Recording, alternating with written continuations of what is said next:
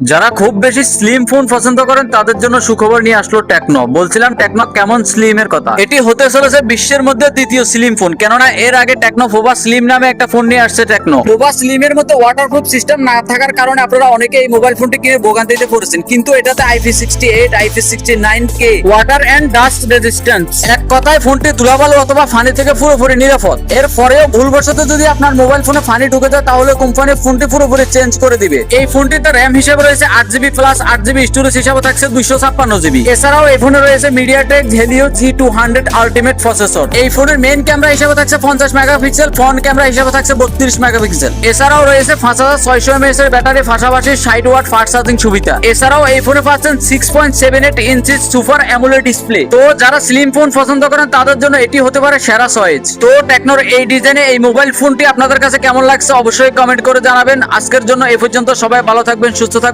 দেখা হবে পরবর্তী কোনো ভিডিওতে।